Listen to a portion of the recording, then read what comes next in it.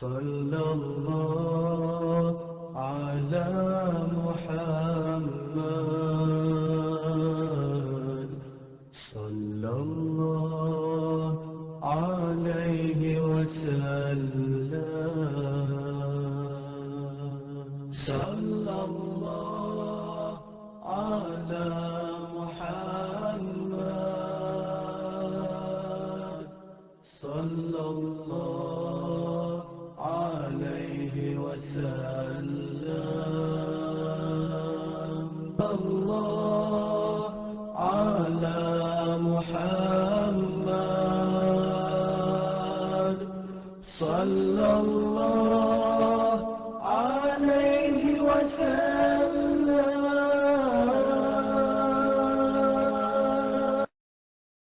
Assalamualaikum warahmatullahi wabarakatuh.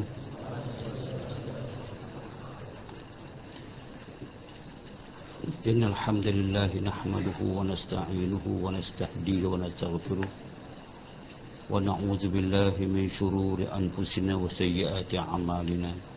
Asyhadu an la ilaha illallah wahdahu la syarika lah wa asyhadu anna sayyidana Muhammadan abduhu wa rasuluh.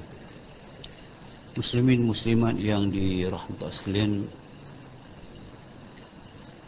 kita masuk malam ini di halaman 17 di baris yang ke-8 sebelum bawah itu. Mudah saja kita cepat malam ini. Dia nak bincang tentang sunat-sunat yang kita boleh lakukan, senang lakukan sebelum daripada semayang, dan makruh-makruh, benda yang dibenci oleh syarak, yang dituntut kita kalau boleh kita jauhi. Benda yang makruh, Allah Ta'ala tidak suka dalam semayang itu ada beberapa perkara. Adapun sunat yang dituntut dahulu dia sudah masuk kepada semayang, iaitu bang, azan dan iqamah. Kita gunakan perkataan bang menggantikan azan, itu telah pengaruh daripada buku ni lah. Azan, tapi kita gunakan perkataan bang. Bang ataupun abang, Melayu dia makna lain. Sekarang semua pakai abang lah. Tapi bang itu maknanya azan. Azan itu sunat walaupun sembahyang seorang.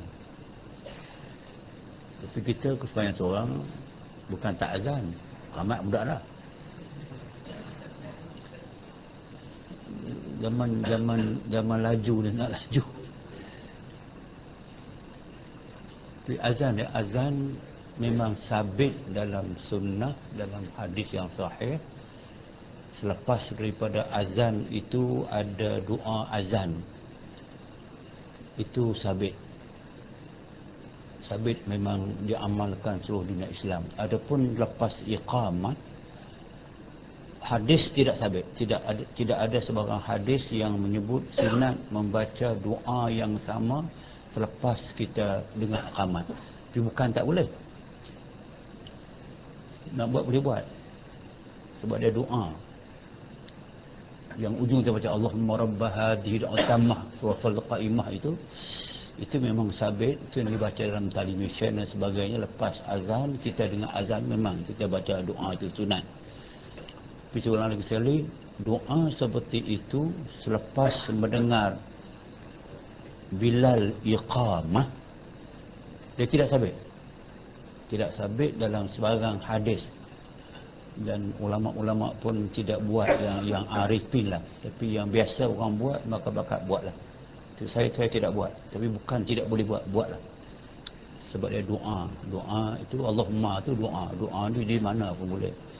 Tapi saya nak terangkan hukum saja. Lepas azan sunat, lepas iqamah tidak sabit. Tapi bukan makna bid'ah, bukan tidak boleh, sebab dia doa. Bang dan iqamah. Dan ia menyahaja. Orang yang nak azan ni, orang yang nak iqamah itu, dia kena pilih dengan pilihan dia, dengan sahaja dia buat apa dia? Dia buat pada tempat yang ada satrahnya, tempat yang ada hadangan di hadapannya, seperti jidar. Jindara tu jidar. Jidar makna dinding. So azan, dia kena cari tempat yang di hadapannya ada satra, ada lindungan, ada dinding atau toyonga, tiang. Baca atau ting, bukan ting, tiang. Ya, kalau dalam masjid misalnya yang ada tiang, macam tengah-tengah tiang itu, kalau bila di belakang dia pilit. Jangan dia azan tengah-tengah ni, dia pergi ke tempat tiang tu. Kalau sini tak boleh, di depan ni kira satrah dah. Jadi punya halusi. Atau jika tidak ada tiang, tak ada tembok yang tinggi, atau suatu yang tinggi 2/3 anhasta, atau 2/1/3 1/3 hasta. 1 hasta, 2 hasta, 1/3, lebih kurang 3 hasta setengah lah. Atau dihamparkan sejadah. Jika tempat tak ada, dia dalam keadaan terdesak dan sebagainya, dia kena ambil sejadah satu, hampar sejadah tempat dia nak azan. Atau jika tidak ada, digaris di hadapannya daripada tumitnya hingga pada 3 hasta ke hadapannya. Lebih kurang panjang sejadah, lebih kurang tu. Macam di tengah padang pasir, di hutan ke dan sebagainya, kita lebih kurang macam kaedah semayang lah. Semayang ni kita ada satrah di hadapan kita.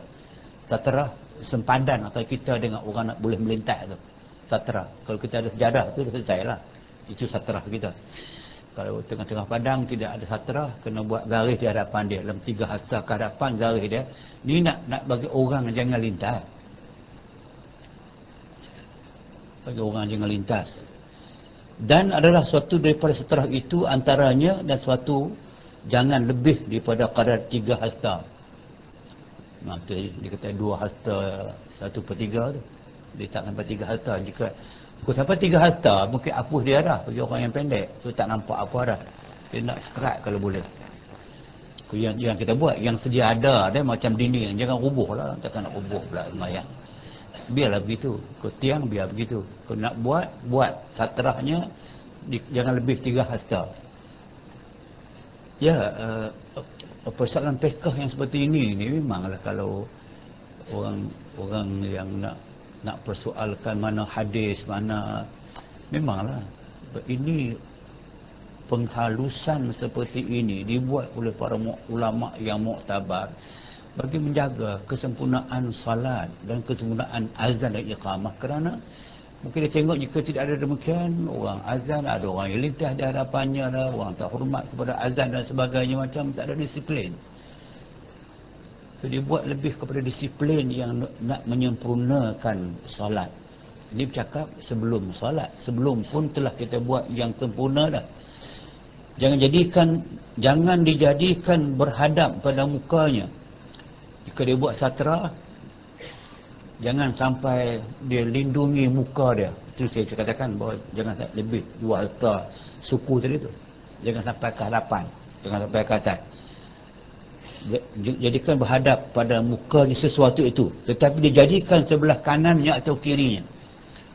Satrah tadi itu di hadapan dia, tapi kiri kanan kalau boleh ada macam ni lah. Kiri pun ada, kanan pun ada.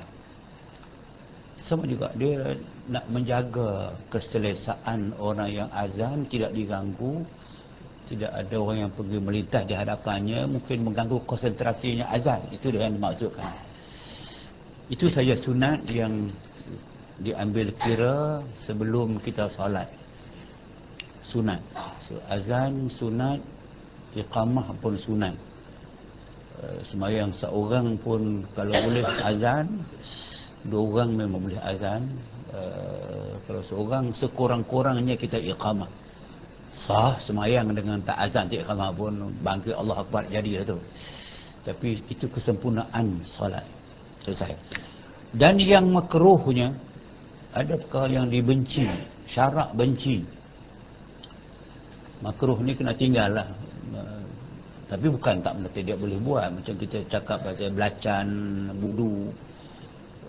Biasa, kalau kawan yang dah biasa masih dengan wudu sampai ke peringkat wudu nak kena cari straw, dengan pakai botol pakai straw. dia tak boleh, jika tak ada tu tak boleh. Itu betul lah makruh. Macam belacan, memang dia suka makan belacan. Tapi dalam kes sembahyang lain sikit. Dia bukan macam makanan tu. Makanan tu hukum umum, tapi ini hukum yang khusus waktu kita nak menghadap Allah Ta'ala. So kita sedang berada dalam situasi nak menghadap Allah Subhanahu Wa Ta'ala, nak bercakap dengan Allah Subhanahu Wa Ta'ala. Kan saya dah kata dah bahawa masa kita sembahyang itu masa hamba bercakap dengan Allah Ta'ala. Lepas sembahyang kita baca Quran, itu masa Allah bercakap dengan kita. Dengar cakap dia dalam wahyu dengan firman-Nya. Bila ini sebab tu dikaitkan sampai ke peringkat orang yang Nabi kata sesiapa yang makan bawang, makan benda yang bau busuk, dia jauhlah, tak payah mai lah masjid kami ni. Bukan makna dia larang jangan mai longsong. Itu senang saja.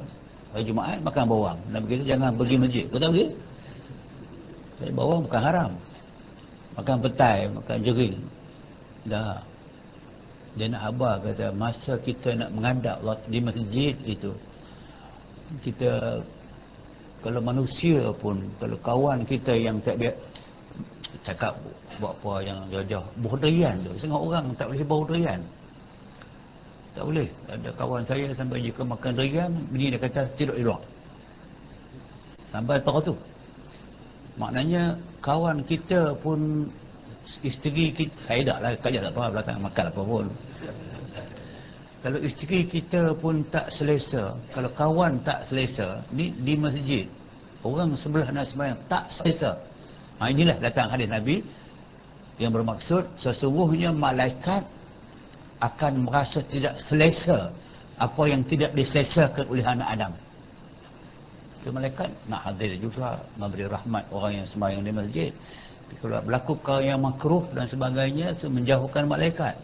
Maksudnya kita menjauhkan rahmat Allah Subhanahu Wa Taala.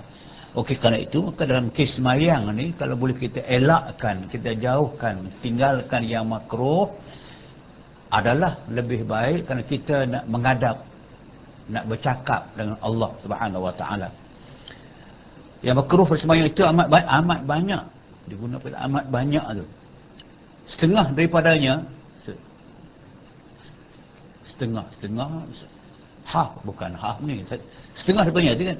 Yang pertama lah baru setengah, apa lagi bukan setengah lagi, baru satu baru. Tapi bahasa digunakan setengah daripadanya, satulah berpaling ke kanan atau ke kiri. Di dalam sembahyang bukan sahaja makruh berpaling kanan kiri, tak berpaling pun, tapi kita menjeling sebelah kanan, menjeling sebelah kiri tu, menjeling paku tu. Nabi kata jelingan itu sebenarnya ditarik pandangannya oleh syaitan. Jelingan syaitan. Sejeling pun kita dimasuk dalam makruh. Kalau boleh tengok tu lagi makruh lah. Makruh ya. Pasal saya rasa mudah kita faham. Pasal kalau kita duk bercakap dengan orang, nak sedang bercakap dengan satu benda dengan orang yang mustahak, selalunya dalam art understanding dan of communication ni orang tengok muka. Tapi kalau tengah bercakap kita perhati ke lain, kita yang dengar kita bahasa apa, ataupun dia sedang tengok kepada kita bercakap dengan dia, tapi dia perhati ke lain, macam dia tak berminat, macam dia tidak konsentrasi dan sebagainya. Itu cakap dengan manusia. Ni kita sedang berhadapan Allah Ta'ala. Boleh jeling ke lain pula. Allah sumber segala-galanya. Itu yang diletakkan nak bagi sempurna tu. Makruh berpaling ke kanan atau ke kiri dengan mukanya. Itu saya sebut tu dalam hadis, bukan dekat muka. Menjeling pun tidak boleh. Kita innahu ikhtilasun yakhtalisuhu syaitan. Ikhtilas, jelingan yang ditarik syaitan perhatian kepadanya. Kadang sengaja tengah sembahyang, nanti dia bunyi suara sebelah kanan, apa benda nak tengok. Dia mungkin suara syaitan. Syaitan boleh bersuara. Yulquna sam wa hum kadzibun. Mereka boleh mendengarkan suara kepada kita, menyampai berita kepada kita, kadang menyampai sesuatu kepada kita. Kadang orang silap, dia kata dia dapat wahyu Allah Ta'ala. Rupaka kacau. Ya. Tak ada. Ikhtilas ini memang berlaku. Suara boleh berlaku. Atau melihat ke langit. Artinya mendongak ke atas lah. Cicak bunyi seekor atas. Tengok. Tengah semayang, ayak menitik depan kita. Bocor lagi orang aku ni buat tengah semayang. Kita pun tahu mengatakan kadang kita sebelum semayang tu memang settle, semua settle dah. Bila Allah Akbar, macam-macam dia mari tu. Ingat itu, ingat ini dan sebagainya. Cicak nak bunyi pun ketika tu. Kenapa tak bunyi sebelum aku takbir tadi ni? Ada banyak yang ditarik perhatian untuk mengurangkan pahala semayang. Bila buat makruh ni, tidak dapat pahala lah. Okey. Pandang atas tak boleh. Kerana yang dimaksud itu permainan syaitan. Betul. Banyak hadis yang saya tengok memang. Macam satu makhluk Allah Ta'ala yang nama dia Al-Walhan. Walhan nama dia. Satu makhluk. Makhluk halus banyaklah dia antara kumpulan dia yang besar, syaitan, ada jin, ada iblis, ada ifrit, ada khanat dalam Quran tu. Dalam hadis Nabi banyak. Hatta Nabi beritahu nama-nama dia, nama Ammar, nama Amir, nama Khizab. Satu makhluk nama dia Walhan. Walhan ini makhluk halus. Hobi dia, kerja dia, tugas asasi dia mengganggu orang semayang. Walhan. Was-waskan orang daripada dalam bil air lagi dia was-was. Ada saja cerita yang menyebabkan orang was-was. Akhirnya was-was di develop, akhirnya nak semayang pun susah. Sebab tu dia kata ni semua yang tadi itu permainan syaitan. Kenapa dia tegah daripada mula? Kerana kalau anda layan yang sikit tadi itu, melihat kanan, melihat kiri, atas ke bawah, kerana bunyi cicak, tengok cicak, itu maknanya anda telah beri perhatian kepada syaitan. Dia menang sekali, maka besok 2 kali, lusa 3 kali. Akhirnya berlakulah kita tidak konsentrasi kepada Allah waktu kita beribadat yang nama dia semayang. Syaitan. Setengah daripadanya, setengah pula lah tu, nombor 2 lah pula. Menutup mulutnya dengan umpama kain. Semayang mungkin macam di Mekah yang dibekalkan dengan penyekup muka tu, jaga kesihatan, debu dan sebagainya. Orang Indon banyak tak tengok kan, di musim panas orang batuk banyak sebagainya. Sekejaan kita pernah dibekalkan penyekup muka tu. Orang yang pakai tu pula orang perempuan, orang lelaki-lelaki. Sedangkan orang perempuan diharamkan tutup muka waktu berihram haji ataupun umrah. Ni tutup dah ni sebahagian. Pakai. Pasal apa? Kerjaan apa? Dalam semayang pakai. Ya. Sebab tu hukum tutup mulut tak boleh. Dengan tangan tak boleh. Umpama kain. Dia ada kecuali. Melainkan menguap. Maka sunat tutup mulutnya. Kita bukan adat tu, kita bila kita menguap tu, bukan saja kita, sampai kalau anak kita kecil pun, anak besar pun menguap, dia anak kecil tidak tahu tutup mulut, kita kena tutup. So dia sunat menguap, tutup mulut. Begitu kah? Gini kah? Gitu kah? Ikutlah, boleh tutup lah. Dia sunat. Bukan adat tu. Apa makna sunat? Makna dia hatta Islam memberi ruang kepada kita. Perbuatan yang begitu simple, begitu mudah. Menguap, memang menguap. Ni pun saya tengok 2 orang menguap dah pukul 8 lagi dah menguap. Pasal baca kitab ni boleh menguap ni. Apa makna sunat? Sunat kamu buat dapat pahala. Dapat pahala. Kalau anak kita menguap, tutup. Kalau isteri menguap, tutup sendiri dia lah. Dengan tangannya. Kerana disebut pada hadis, apabila menguap seorang kamu, maka hendaklah memegangkan dengan tangannya atas mulutnya. Maka bahawasanya syaitan masuk pada mulutnya. Hadis. Sebab dipanggil manafis syaitan. Manafis tempat yang dimudah masuk syaitan. Di antaranya mulut, hidung, mata, telinga. Bila kita buka dengan perantaraan menguap itu, dia masuk. Menahan daripada masuknya, Nabi sebut tutup mulut. Sebab tu ada hikmah dia mengapa dia sunat. Kalau kita tambah yang menguap bunyi suara pula tu. Dah lah menguap dah, bunyi suara pula. Wah. Okey. Sebab tu maka kita faham bahawa menguap itu salah satu daripada gangguan syaitan kepada anak Adam ini. Bila dia menguap. Menguap pertanda kepada mengantuk. Mengantuk pertanda kepada keletihan, kelesuan. Saya pernah terbaca buku, tapi tak jumpa dengan hadis. Tak jumpa. Tapi terbaca buat tulisan Nabi SAW tidak pernah menguap. Nabi tidak pernah menguap. So, menguap itu daripada petanda syaitan yang mengganggu dia. Bila terbuka atau tambah tak tutup pula lagi yang dia masuk. Dan memanglah kita pun kalau boleh tak mau menguap, tapi kadang-kadang terpaksa menguap juga.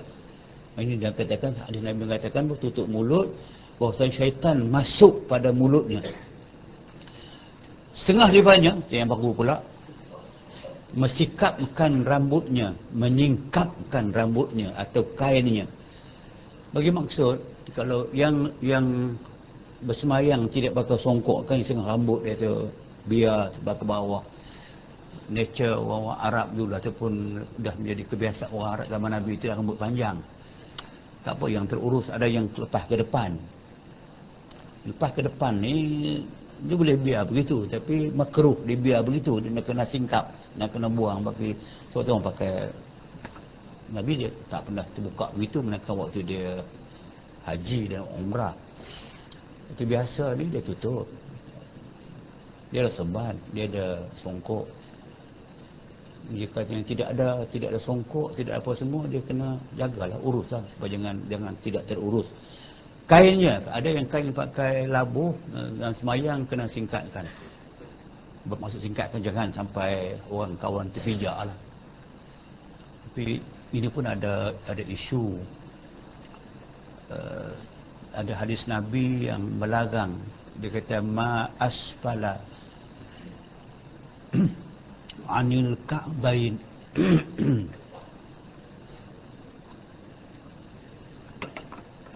hadis sahih, ma asfala anil ka'bain fahuwa finnar atau kama qala. Pakaian yang melebihi daripada 2 buku lali, nerakalah tempatnya.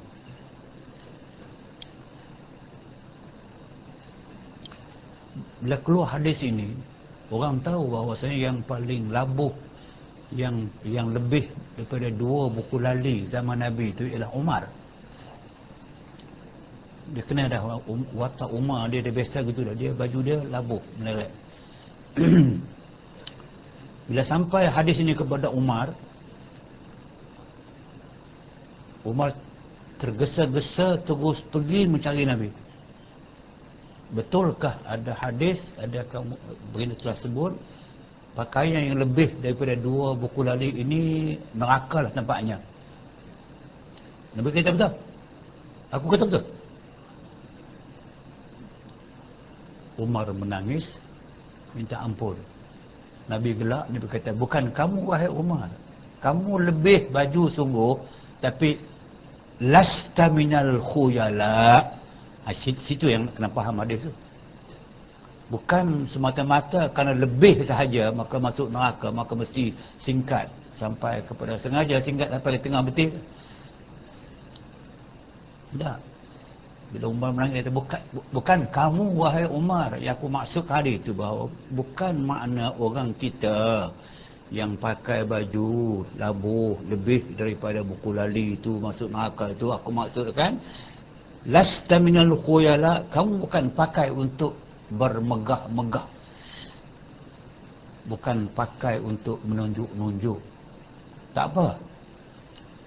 Ni isu besarnya, bukan itu yang saya kata yang tak boleh sebenarnya.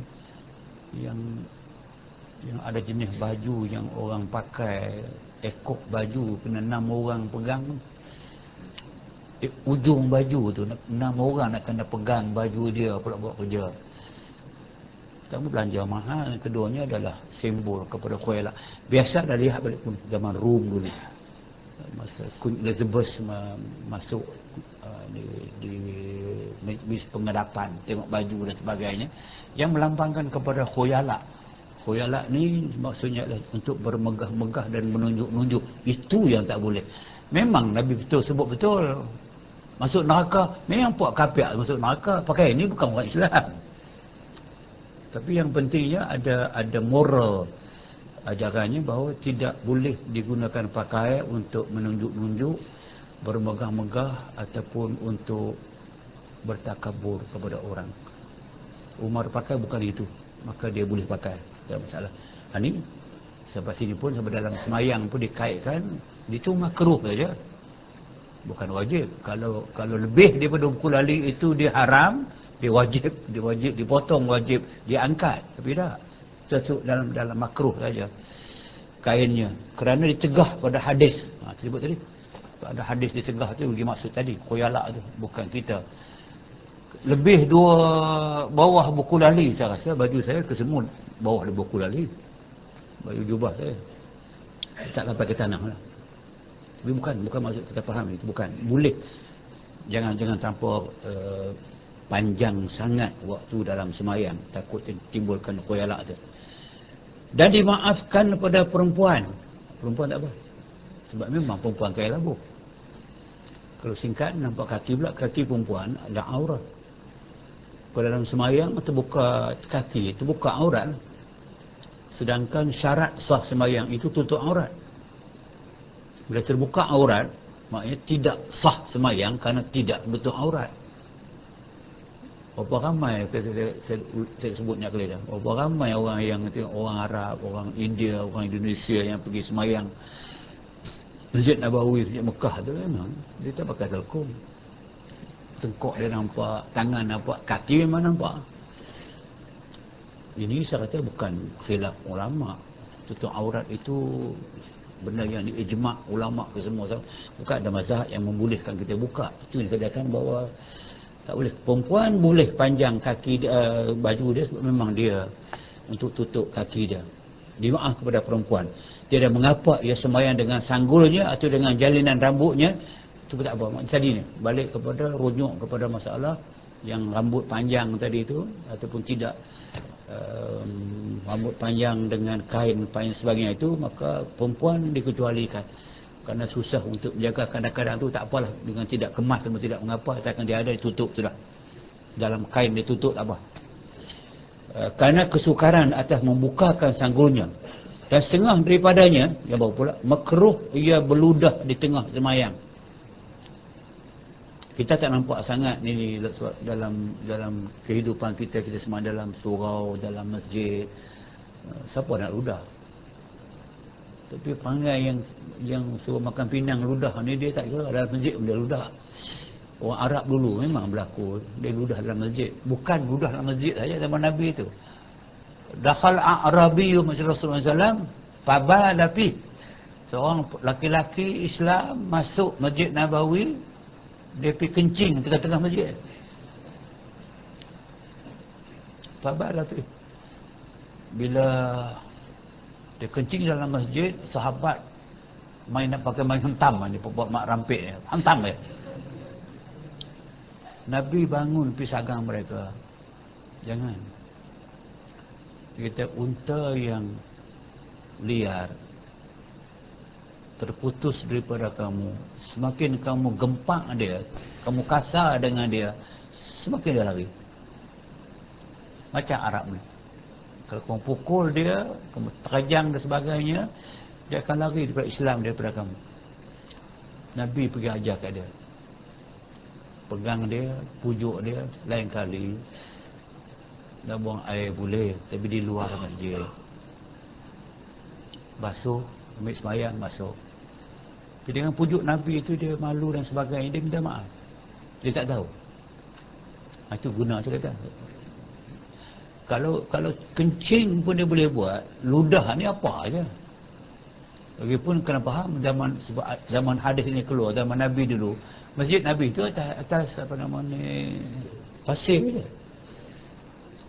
Ludah. Jadi hukum tu ada. So kita bukan sentiasa semayang di surau dengan masjid. Semayang raya. Lagi seminggu. Di Padang kebanyakan orang buat di Padang. Kalau Padang tu ada ya. Kalau tak Padang boleh buat. Boleh dalam masjid atau apa. Tak apa. Pergi main di Padang tu ada orang yang nak ludah, dia ludah. Lagi tempat itu jadikan tempat semayang, maka mengambil hukum masjid. Maka tak boleh ludah di hadapan. Ludah di tengah semayang tu tak boleh ludah di hadapan. Atau di kanannya. Hanya apabila hendak beludah sebelah kirinya. Peraturan sama begitu. Maksudnya halusinya kita.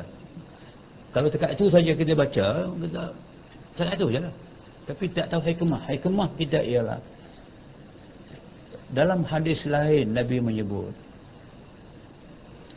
kalau kita tidur malam dan diganggu oleh syaitan, sama ada tidak dapat tidur ataupun tidur selalu terjaga-jaga atau tidur bermimpi yang menakutkan, yang mengerikan, dan kamu terjaga pada ketika itu, Nabi kata wa an yanfus ala shimalihi biriqin,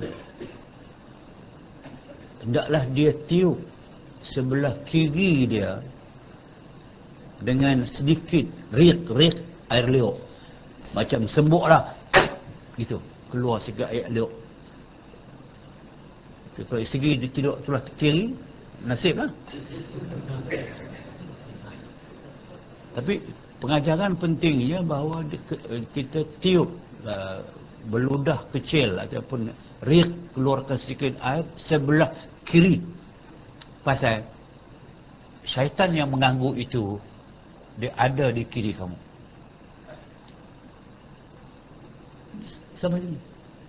Sebab yang menyuruh dia ludah tadi itu, yang menyebabkan air liur dia keluar dan sebagainya, tak boleh telan dan sebagainya, nak ludah tu, siapa buat kerja? Syaitan. Hilang konsentrasi. Bukan dia kan ludah. Jika dia sembahyang tak sempurna, puasa tak sempurna, ada mulut. Tak boleh. Bukan tak boleh. Tapi jangan di kanan, jangan depan. Di kiri. Timbul soalan, kalau dia kawan, pandai-pandai lah. Pasal perlu dah di kiri, sebab yang mengganggu tadi itu syaitan, dia ada di kiri. So, banyak hadis sangat. Sebab tu kita dah tengok dia punya sinkronis, dia punya cantiknya susunan tu. Kesemua dia sikun. Islam kita semua yang kita buat sunat dengan kanan. Salam kanan. Orang tidak pernah salam tangan kiri. Tapi popok scout tu, dia kena salam dengan tangan kiri kan? Kau tak boleh ubah ke? Nah. Pasal apa tangan kanan? Nak berjalan pun kita langkah tangan kanan, makan tangan kanan. Jangan timbul soalan, saya kidal. Tak, kidal silap, kita kena ubah tangan kanan. Semua pasal apa? Innallah yuhibbut tayamun. Allah suka yang kanan. Dalam Quran, wa ashabul yamin ma ashabul yamin fi sidrin makhdudin wa talhin mamdudin wa dhallin mamdud, sampai akhir ayat. Ashabul yamin, puak kanan. Ashab, kawan-kawan. Al-yamin, kanan. Ma ashabul yamin. Tahukah kamu apa dia yang puak kanan ni? Puak kanan ialah orang yang fi sidrin makhdudin wa talhin mamdud. Mereka berada dalam naungan Allah Subhanahu wa taala yang completely. di bawah naungan bayang-bayang yang sejuk, waktu orang semua panas, tiupan bayu yang sejuk macam air condition dan sebagainya, air cooler dengan buah yang banyak. Itu dia panggil ashabul yamin. Sebab tu Nabi buat apa? Sebuah tangan kanan, dia tak buat tangan kiri. Sampai aku tadi bila buat yang kiri ni, benda yang agak negatif pada kita. Tadi dah. Macam kenapa nak berludah dalam semayang, ada gangguan syaitan. Dia duduk di mana? Sebelah kiri. Ludah. Terutama bila kita seorang diri lah. Sebab tu kita maknanya kita cuba latih anak-anak. Kita dah tua dah, latih tak boleh dah. Biar dia makan tangan kanan, dia tulis tangan kanan, salam tangan kanan, dia buat apa dengan kanan. Pasal apa? Allah suka yang kanan. Di akhirat ada satu kumpulan kanan. Itu guna sebab saya katakan sampai yang semayang kita nampak di mana kita boleh ulaskan sampai ke situ. Sampai kepada peringkat ludah pun ambil cerah ke ludah sebelah kiri. Atau di bawah kakinya. Jika bukan masjid.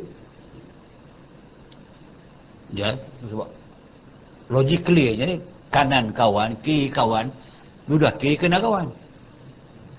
Tapi nak ludah juga tak boleh. Kaki dia. Jika bukan masjid. Adapun jika dalam masjid, maka iaitu haram. Itu sebab tadi kita tak boleh dalam masjid. Mereka yang di luar masjid yang boleh buat. Kerana disebut pada hadis beludah dalam masjid itu khati'ah, satu kesalahan. Beludah dalam masjid ialah di rumah Allah.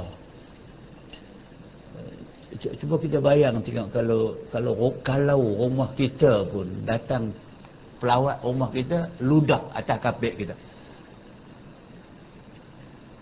Oh. Kalau rumah kita pun kita berasa tertekan, terasanya apa jenis manusia. Ni rumah Allah. Boleh main ludah-ludah ke? Lagipun sampailah kepada yang saya katakan disiplin, jaga kebersihan, jaga tempat yang cantik dan sebagainya. Okey, masjid haram. Kerana disebut berhadis beludah masjid itu khati'ah, kesalahan, dan kafarahnya ditanamnya. So, ludah tadi sama ada kahak ataupun ni kena tanam. Kena korek. Masjid dulu tak apalah, masjid dulu pasir aja. Masjid sekarang ni ada tile, ada mozaik. Nak kena tebuk. Tak sampai ke situ. Tapi maknanya dia ada kafarah. Kafarah ini maknanya kena bayar tebus dosa. Macam kafarah lain-lah. Kafarat, baik kafarat sumpah. Kita bersumpah, kita langgar sumpah. Kita kena bayar kafarah. Orang pandang ringan. Ringan apa? Sumpah itu kita menggunakan dengan nama Allah. Wallahi ataupun billahi wa tallahi. Macam sumpah jawatan. Agung sumpah dengan nama tu. Saya tak tahu yang lain. Kita tengok. Bila sumpah dengan nama Allah nak buat sesuatu yang baik, jadi kita tak buat. Sumpah wallahi aku tak akan buat gitu dah. Dia buat juga. Makna dia menggunakan nama Allah untuk kepentingan dirinya dan dia cabul nama itu dengan melanggarkan apa dia sumpah. Tapi dia gunakan nama Allah. Kalau orang gunakan nama kita pun kita marah bagi tujuan tidak baik lah. Tujuan baik tak apa. Ni kita gunakan nama Allah tujuan kita nak melanggar sumpah itu, kita gunakan wallahi. Sebab tu maka dia kena bayar kafarah. Jika tak bayar kafarah, kafarah itu maknanya boleh menutup, boleh menghilangkan kemurkaan Allah kepada kamu kerana kau bayar harga yang nama dia kafarah atas suatu simbolik. Apa dia? Kepada sumpah kamu kena bagi makan kepada kena merdeka seorang hamba. Fatahriru raqabatin mu'minah itu kena kafarah, dia nak kena merdekakan seorang hamba. Bukan senang. Nak hamba kata kesalahan itu besar. Mana dulu pun mana orang Islam boleh merdekakan hamba senang-senang. Dia ada harga, dia mahal. Kalau hari ni pun bukan senang cari hamba, tak apa, boleh ganti lain. So ganti yang ringan. Tapi bukan makna ringan tu dosa tu ringan. tetap besar. Tetap juga tahrir, merdekakan seorang hamba mukminah yang mukmin. Sekarang mungkin masih lagi ada hamba di Afrika, masih lagi ada hamba di Amerika, lagi banyak hamba. Maknanya besar kesalahan itu. Tapi diringankan, atau jika tidak ada hamba, bolehlah kamu pilih untuk beri makan kepada 10 orang fakir miskin, ataupun bagi makan ataupun bagi pakaian fakir miskin, ataupun dirnaju, ringan sampai mereka puasalah kamu 3 hari. Allah Ta'ala. Itu kafarat sumpah. Ini kafarah kepada yang nama dia ludah dalam masjid tadi itu, dia orang tu nak kena buat. Nak kena buat sendiri.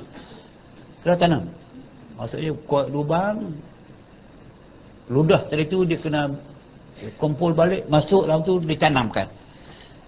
Dengar ringan, tapi dia sebut kafarah, maknanya ada dosa kena tebus. Dan banyak dosa yang tak kena tebus. Yang kena tebus dia berat. Macam orang bunuh orang, dia ada kafarah. Kerana baik ke zaman Nabi kafarah kepada bunuh orang, untuk bunuh orang salah bunuh, kena bayar diat dia panggil diat 100 ekor unta. Itu yang logiknya hukum Islam itu, dia tak bagi dengan dinar. Kalau bagi dinar dulu nak kena transfer dinar ini berapa pula sebagainya payah. So ambil nilai yang sama dengan 100 ekor unta. Senang tak? Berapa orang zaman Nabi itu yang boleh bayar bila bunuh orang sebagai 100 ekor unta? Itu maknanya dia besar, dosa itu besar. So, dia sebut kafarah maknanya besar kesalahan. Ditanam, selesai. Dan setengah daripadanya yang pula bertelakan pada pinggangnya, cekak pinggang. Semayang dengan cekak pinggang. Kita ingat nama cekak pinggang itu pun. Memanglah ada orang buat, zaman Nabi pun ada, sebab itu maka ditegah, dijadikan dia sebagai satu larangan, termasuk dalam makruh pun. Tidak bercekak pinggang kerana ditegah pada hadis. Ada hadis yang saya faham, cekak pinggang ni bukan tidak boleh dalam sembahyang sahaja. Dalam semua gerak-geri manusia Muslim ni memang ditegah. Kalau ya dalam kategori makruh, tapi punya halusinya kerana ditegah pada hadis. Cekak pinggang itu kerana menyerupai dengan orang yang takabur dan syaitan. So syaitan dalam banyak dia berdiri di cekak pinggang. Sesuai dengan sifat asal iblis itu yang telah bertakabur ketika Adam jadi dahulu. Dia aba wastakbara wa kana minal kafirin. Dia takabur itu memang sikap takabur diterjemahkan dengan perangai dia. Dia suka bercekak pinggang, bercekak pinggang begitu. Dan dia kata, dan demikian lagi ahli neraka apabila mereka kesenangan dikerjakan demikian itu. Rupanya ada mesej ini. Orang dalam neraka ni bukan sentiasa seksa sampai menapas, tak boleh bersembang, tak boleh. Ada masa mereka senang tu. Waktu mereka senang tak kena azab tu, mereka duduk dalam keadaan bercekak pinggang. Padahal dia di neraka. Betul dalam ayat lain tu. Fi jannati yatasaaluna 'anil mujrimin ma salakakum fi saqar qalu lam naku minal musallin wa lam naku nut'imul miskin sampai kepada wa kunna nakhudu ma'al khaidin hatta atal yaqin. Makna dia orang yang dalam syurga nanti di akhirat, insyaallah kita syurga, yatasaaluna, kita duk tanya mana kawan kita si pula dulu, kawan kita yang sama-sama pergi kuliah Bangi dulu, mana dia, tak jumpa, duk cari baik kawan banyak. Kau yang makan sama di mana? Dia tasa'alun, tanya-tanya. Malaikat beritahu kemudian, bukan kita tu, orang lain tu. Kawan si pulang kamu itu dia berada dalam neraka. Bolehkah tidak kami nak pergi ziarah mereka? Boleh? Sebab dalam syurga ni buat apa? Boleh. Minta masuk neraka? Boleh. Tapi kami nak masuk neraka ni buat kawan kami ni, tapi panas tak nak lah. Boleh, bisa diatur. So pergilah. Quran ni. Fi jannatin sasalun, orang yang dalam syurga tadi bila nak jumpa dengan, memang boleh pun kita dalam syurga boleh pergi, tapi orang neraka tak apa. Kalau orang neraka boleh masuk syurga, beratlah kita. Boleh cakap pinggang dalam syurga pula, menyampah aku. Ya tasalun, boleh pergi tanya. Boleh jumpa dengan ramai orang dalam neraka tu, ya tanya, ma salakakum fi saqar? Apa sebab utama kamu ni sampai masuk neraka ni? Qalu. Anda boleh sembang? Boleh sembang? Qalu. Boleh jawab. Kalau mereka duk tungin terbalik, tungin buyur dalam neraka, nak jawab macam mana, sembang macam mana? Ada masa yang dia boleh sembang. Boleh sembang. Qalu dia lam naku minal musallin. Kesalahan saya dulu ni, saya semayang ni tak lekat, tak semayang betul-betul, ataupun semayang juga tapi banyak yang tak sah. Kau ni kata walam nakunu nut'imul miskin, saya dulu orang kaya, duit banyak, tapi tidak pernah saya bagi makan kepada fakir miskin. Yang lain pula katakan wa kunna nakhudu ma'al khaidin, kami suka sangat masuk gulungan-gulungan yang buat maksiat. Lawan motor, join motor. Mak rampik lah. Suka sangat join dengan orang karaoke. Buat kejahatan. Hatta atanal yaqin. Sampailah kami mati. Saya nak bawa anak mengatakan bahawa memang nak kait balik dengan cerita buku ni, cerita kita ni memang neraka tu ada masa yang mereka bersenang-senang sekejap. Di masa bersenang sekejap itu mereka bercekak pinggang. Lagi nak sampai dalam neraka pun. Padanlah. Sebab tu tidak. Sebab dikatakan Nabi tidak pernah bercekak pinggang. Kerana hadis melarang dia. Lebih lagi dalam semayang.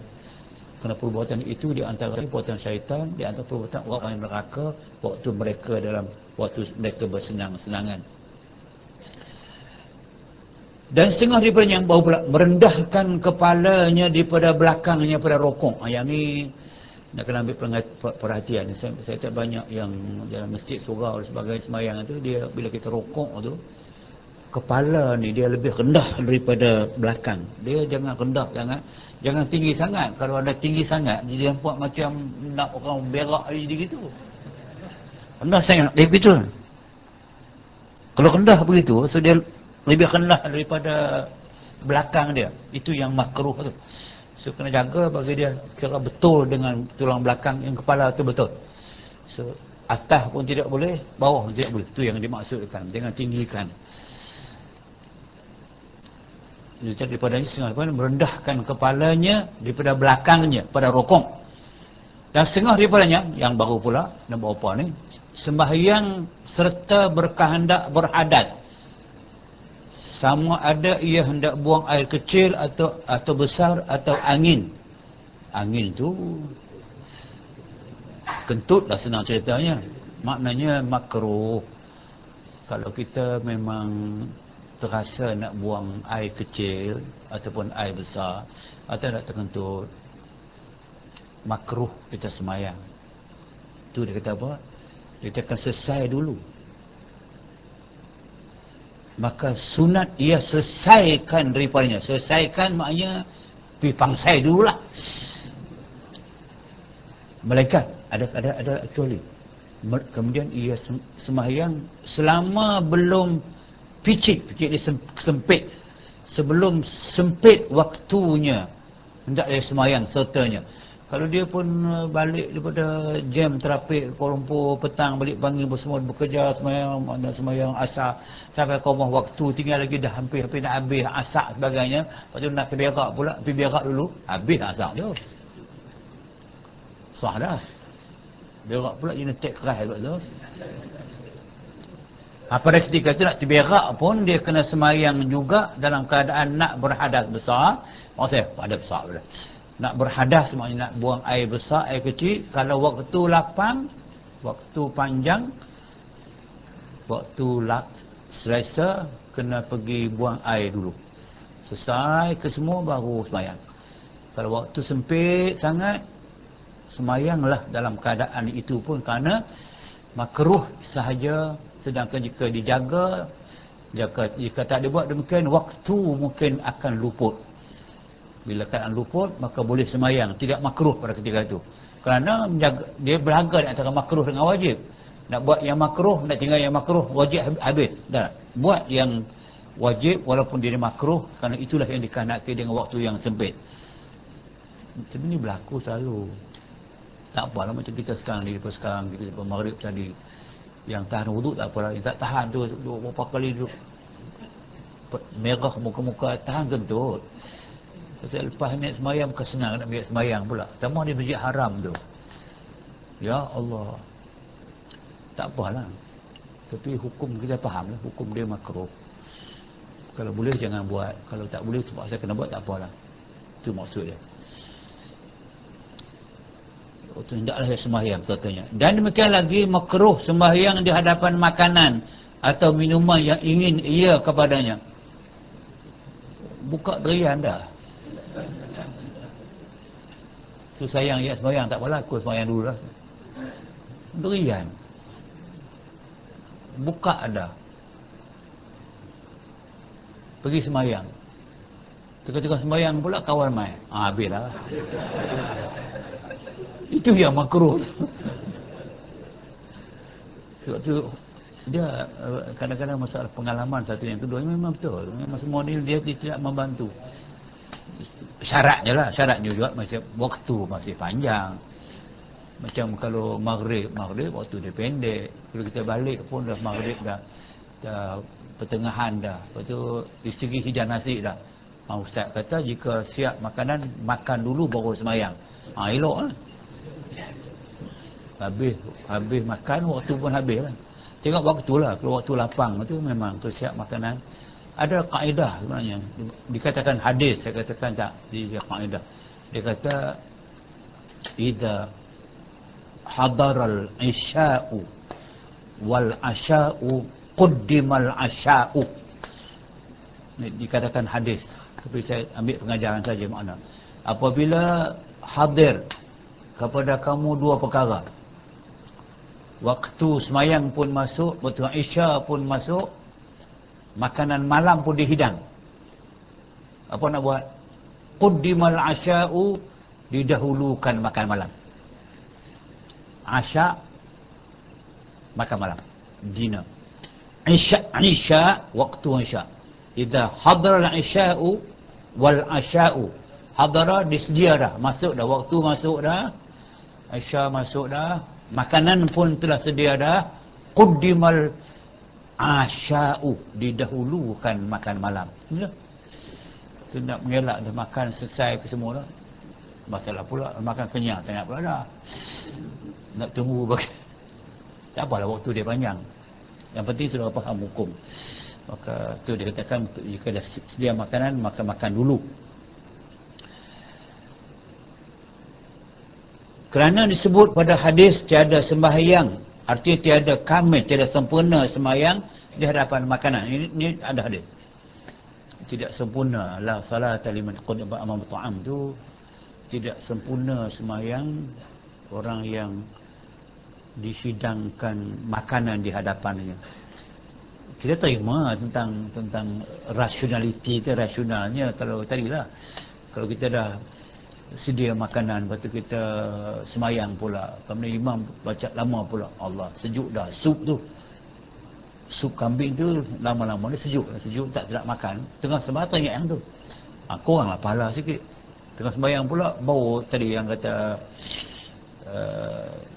budu dia lama tak nyebut budu, bau budu dia sembahyang, tengah sembahyang bau budu pula, mampu aku dengan sendiri yang tidak sempurna, banyaklah pahala yang hilang tu. Sebab tu makan dulu selesai sembahyang, tak fikirlah Setengah daripada buat semayang di hammam. Hammam bilik mandi lah. Dia ambil bahasa Arab sepenuhnya. Hammam.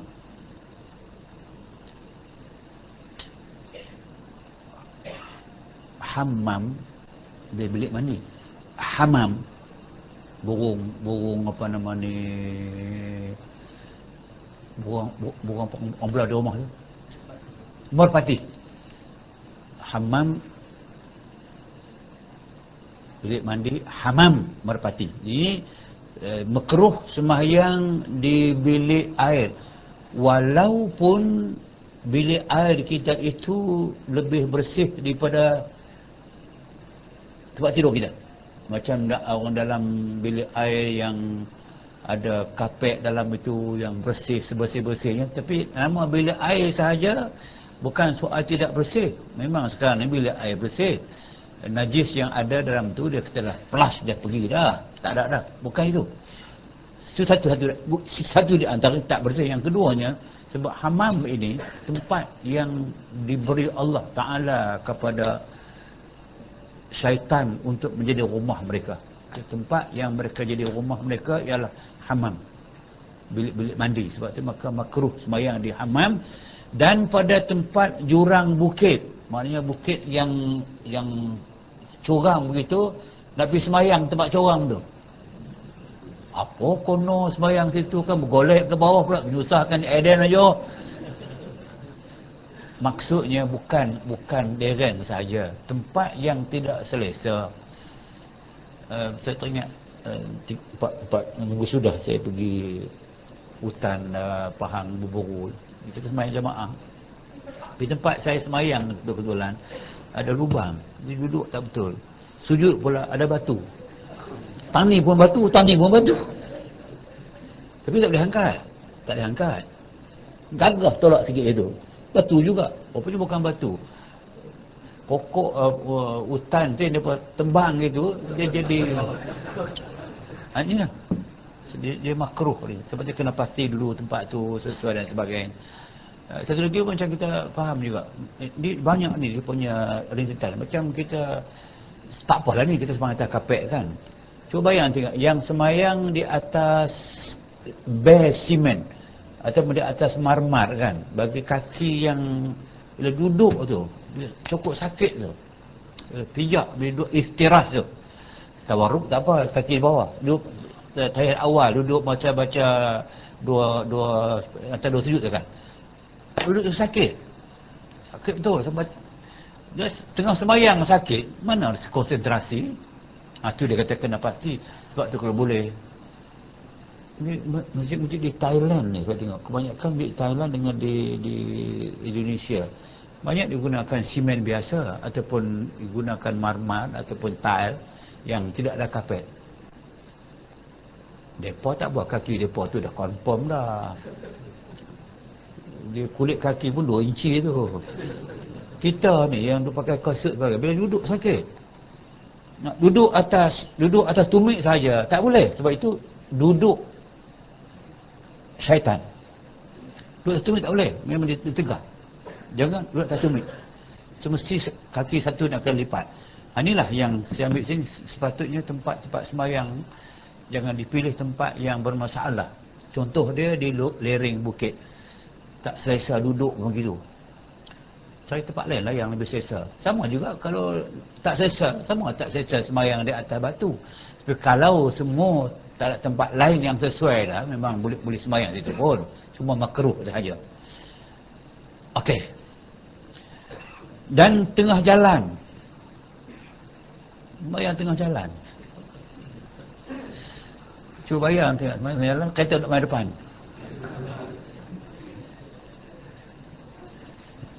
Saya tergelak ke sembahyang saya sembahyang di Mekah.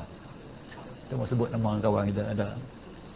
Sembahyang berjalan, kami lewat pergi, orang semua dah penuh sembahyang berjalan. Aku betul saya gelak tu. Kereta mandi belakang. Dia horn. Satu baris habis lari. Kata lepas, mai sama elok je. sampai lompat sampai ke sana dah berapa puluh langkah dah. Pergi kereta tu main sembahyang elok aja kata macam mana ya. Sebab tu bila munasabah sangat dia katakan sembahyang tengah jalan tu makruh tu betul sangat dah. Memang kalau dia tak main horn pun main belakang itu lagu kena ni. Takkan datang khusyuk sembahyang tu. Tak boleh. Dan tempat buang tahi. Oh. Dia tempat buang tahi ni bukan tahi orang saja. Lah ni banyak orang tahi burung dikumpulkan, tahi ayam dikumpulkan tempat. Tahi apa nama ni kelawak ditumpul tu sebarang tempat yang tapi ini dimaksudkan ni tempat buang tahi ni bukan waktu tahi tu ada. Waktu tahi tu ada tu tak itu bukan makruh dah. Itu sudah jadi haram kerana sembahyang tidak sah. Tapi sembahyang tempat yang ada tahi dia memang syaratnya bersih tu syarat bersih. Bersih itu 3. Bersih pakaian, bersih tubuh badan dan bersih tempat sembahyang. Termasuk tempat sujud. Jadi ke tempat sembahyang tu tempat orang kumpul tahi sembahyang situ apa konon tempat lain lah. Memang yang dibincangkan ini tempat-tempat orang pernah buang tahi tak ada dah. Boleh sembahyang ke tidak ni soalnya. Dan tempat menyembah berhala. Tempat tu sebab orang semua berhala. Dulunya. Bolehkah tidak ataupun memang tempatnya masih semua berhala. Dan setengah daripadanya sembahyang pada tempat perhimpunan unta. Unta yang dikumpulkan macam di sekarang ni di Mekah dia mula kumpul unta dah untuk korban. Tempat tu dikumpul unta. Kumpul unta automatically ada tahi. Unta tak terberak ke? Dan penjeratan ni maksud dia tempat kandang yang diikat unta padanya.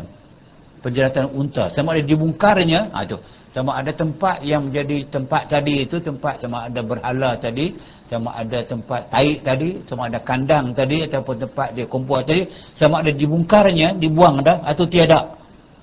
Semuanya makruh. Tetapi jika dibongkar tak dapat tiada dengan dilapiknya. Kalau dibuka ke semua dah, maknanya tanah dia buang ke semua dah, pun tak boleh sembahyang atas tu sebab dia masih lagi ada tu. Lapik. Apa maksud lapik? Iyalah sejadah. Tu guna kita pakai sejadah tu dalam konteks hukum pun kita ambil kira dah. Sebab tu kalau macam di rumah kita kan, kita ada anak, ada cucu, ada yang terbuang air yang kita tak nampak dan sebagainya. Tak apa, hukum dia sembahyang. Untuk memastikan barang itu tidak berlaku yang tidak sahnya, pakai sejadah. Dan kita pun memang tertib. Bila nak sejadah kita simpan. Nak sembahyang kita bentang, habis sembahyang kita ambil simpan balik. Tak dibiar begitu bagi tempat yang ada budak-budak lah. Sebab tu dia katakan tempat tadi tempat orang yang pernah buang tahi dah, buang dah, bongkar dah, semua dah. Dah tempat macam tu itu kena pakai sejadah. Nak membezakan pada tempat yang biasa ni boleh sembahyang ke tidak di tanah tempat biasa yang tidak pakai sejadah? Boleh.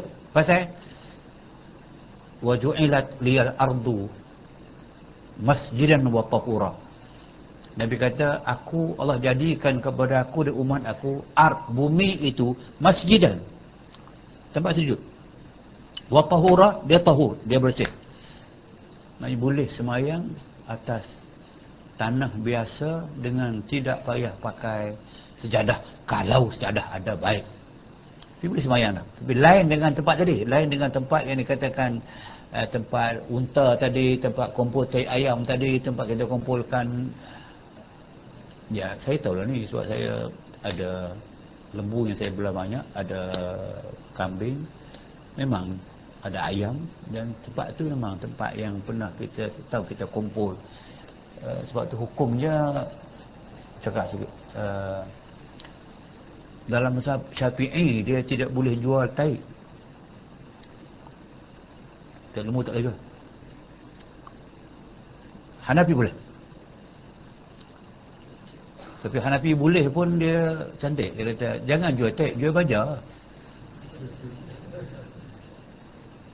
Dalam Syafi'i qaul yang asah dia tidak boleh sebab dia najis. Tapi muqabil sahih ataupun pendapat yang kedua lah kata boleh. Tapi dalam konteks ekonomi hari ini memang kita pakai mazhab Hanafi. Banyak dalam sistem perbankan, sistem financing, apa saja, banyak kita ambil daripada Hanafi. Pasal apa? Sebab Hanafi dia seorang businessman. Imam Syafi'i tidak bisnes. Dia penumpuan dia kepada ilmu.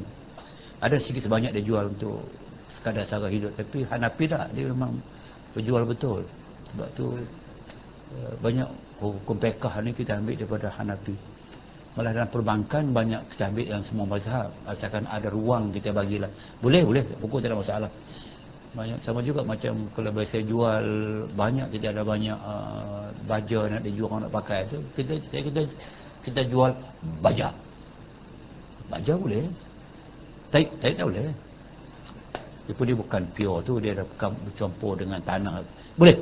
Yang pentingnya ini, yang kata tempat yang dikumpul demikian, kalau kita buang dah taik tu, tak nampak taik dah. Jika nampak taik, dia najis ini, najis terang-terang. Tak nampak dah, boleh semayang, boleh, tapi kena pakai sesuatu yang nama dia lapik ataupun sejadah. Dan jika tiada, maka tiada sah sembahyangnya. Jika kita ada lapik, semayang juga tempat tu, walaupun ada hadis terang waju'ilat lil ardu masjidan wa tahuran, Allah jadikan kepada aku ni bumi itu sebagai tempat sujud, dia tahur, dia bersih, tak dikecualikan tempat tadi kerana tempat itu sah dah, ada najis sebelumnya. Itu. Jadi mereka lagi menegah ia sembahyang. Menegah maknanya dia masuk dalam cerita makruh lah. Pada kanisah itu tempat ibadat Yahudi. So Yahudi dia panggil kanisah. So makruh semayang. Dan atau bi'ah, jamak ada bi'ah, tempat ibadat Nasrani. Atau di huf ini ialah kuil sami, sekaliannya itu makruh sembahyang padanya. Boleh. Sebab tu Umar Al-Khattab semasa dia pergi terima anak kunci Baitul Maqdis, setelah kita menang dalam zaman Umar Al-Khattab, kita boleh rampas balik Baitul Maqdis daripada Yahudi. Syaratnya mereka nak serah kunci Baitul Maqdis itu di tangan Umar sendiri. Umar pergi, daripada serah pun pandai, daripada serah pun serah di gereja. Dan mereka buat pun punya Yahudi pun otak, ya Allah, semua nak mengenal. Dia dah mengat kalah tapi nak serah. Suruh Umar mari. Okey, Umar mari. Mari pula nak tempat serah pula di kuil, di apa nama ni, kanisah, di tempat ibadat. Okey. Waktu pula tu dia pilih waktu benar-benar masuk waktu zuhur. Serah. So Umar tahu dah masuk waktu dia semayang. Umar nak semayang, dia buat upah sejadah dalam kanisah, dalam gereja. Umar cepat fikir, dia tak mau semayang dalam gereja. Dia minta nak semayang di luar gereja. Ketua askuh, ketua kepada gereja itu, adakah agama kamu melarang kamu daripada semayang dalam gereja kami? Soalan tu checkmate tau. Nak jawab macam mana ni? Tapi Umar pun yang cepat tu, itu ketua kita betul. Umar kata, tidak, bukan agama aku larang, tapi yang aku bimbang, kalau aku semayang di sini hari ini, besok takut orang Islam rampas ini buat masjid. Pasal Umar semayang sini. Elok-elok yang elok. Cepat. Tu saya kata bukan Nabi ajar, tapi Allah buka tu. Bukan tak boleh, tapi aku semayang menegah ia sembahyang. Menegah maknanya dia masuk dalam cerita makruh lah. Pada kanisah itu tempat ibadat Yahudi. So Yahudi dia panggil kanisah, so makruh semayang. Dan atau bi'ah, jamak ada bi'ah, tempat ibadat asrani. Atau di huf. Huf ini ialah kuil, samin. Sekaliannya itu makruh sembahyang padanya. Boleh. Sebab tu Umar Al-Khattab semasa dia pergi terima anak kunci Baitul Maqdis, setelah kita menang dalam zaman Umar Al-Khattab, kita boleh hampas balik Baitul Maqdis daripada Yahudi. Syaratnya mereka nak serah kunci Baitul Maqdis itu di tangan Umar sendiri. Umar pergi, daripada serah pun pandai, daripada serah pun serah di gereja.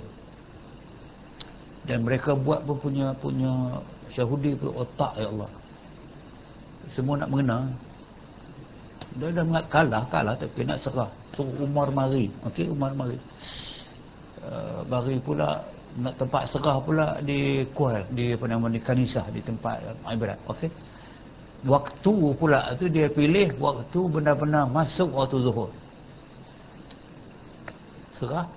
So Umar tahu dah masuk waktu dia semayang. Kalau Umar nak semayang, dia pun upah sejadah dalam kanisah, dalam gereja. Umar cepat fikir. Dia tak mau semayang dalam gereja. Dia minta nak semayang di luar gereja. Ketua askuf, ketua kepada gereja tu, adakah agama kamu melarang kamu daripada semayang dalam gereja kami? Soalan tu checkmate tau. Nak jawab macam mana ni? Umar pun yang cepat tu, itu ketua kata betul. Umar kata, tidak, bukan agama aku larang, tapi yang aku bimbang, kalau aku semayang di sini hari ini, besok takut orang Islam rampas ini buat masjid. Pasal Umar semayang sini. Elok-elok yang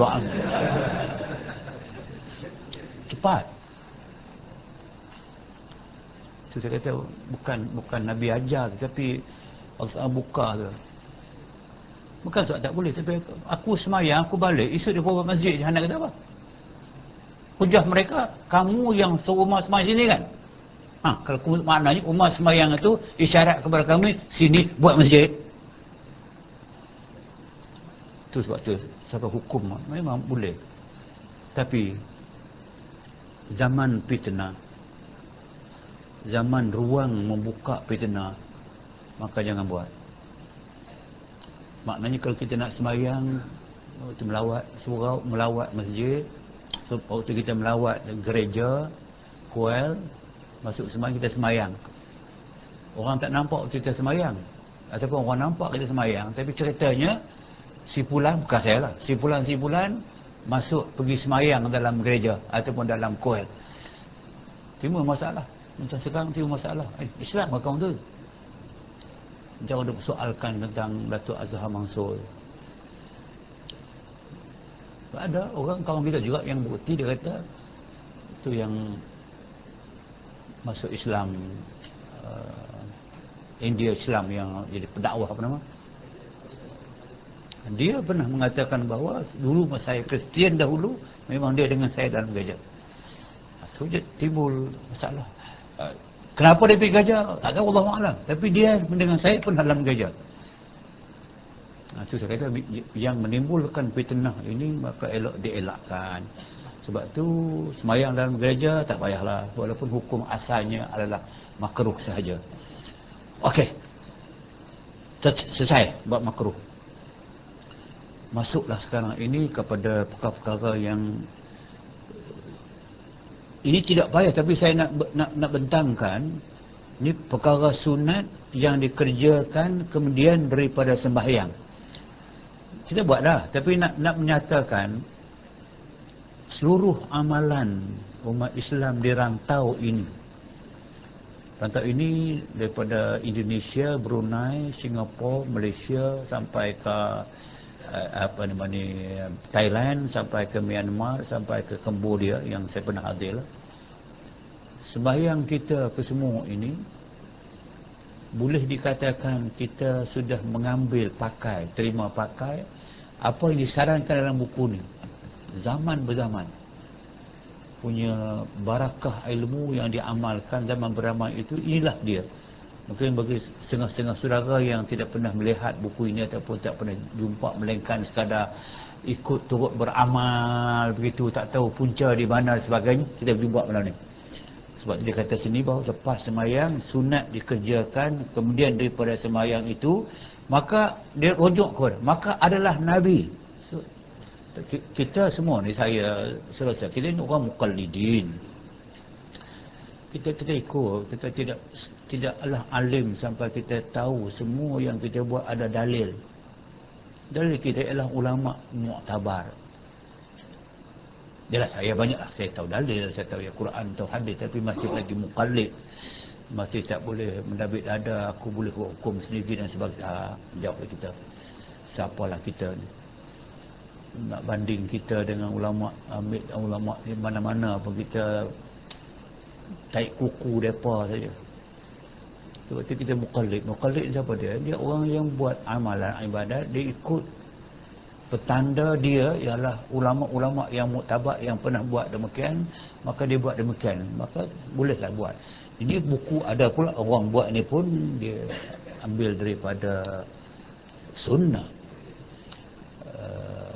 Kalau ada sunnah yang disebut dalam ni, ada hadis katakan yang dhaif, katakan kita ada yang dhaif, kita kena ambil kaedah hadis. Hadis dhaif ini selagi tidak teruk sangat dhaif dia yufidu fi fadailil a'mal. Hadis dhaif ini jika tidak teruk dhaif ini kepada maudhu'. Dhaif biasa, dhaif lemah, tapi dia memberi faedah, yufidu, memberi guna untuk buat amalan-amalan yang ada fadilah, ada kelebihan. Apa di antara yang fadilahnya ialah lepas semayang itu memang ada masa untuk kita beribadat. Dan Nabi ada masa yang dia tidak, lepas semayang dia terus bangun ada lepas semayang dia berzikir ada masa dia berdoa ada masa dia baca Quran ada, macam-macam besi dia. Tapi satu besi yang kita nampak bahawa disebut bahawa maka Allah Nabi SAW apabila selesai daripada semayang menyapu dengan tangannya di atas kepalanya. Tapi orang nak petikaikan ini hadis dhaif. Saya selesai mudah aja. Dia kata kau ada duk larang, maksudnya sampai kata bid'ah tu. Nabi tak ada hadis Nabi sapu muka lepas semayang. Allah. Saya jawab mudah aja, jawab bodoh aja. Kalau lepas semayang tu bid'ah sapu muka, tak boleh sapu muka, tak boleh. Lepas semayang sapu bungkok boleh tak? Lepas semayang sapu bungkok boleh tak? Dia tak jawab. Lepas semayang korek tak hidung boleh tak? Allah.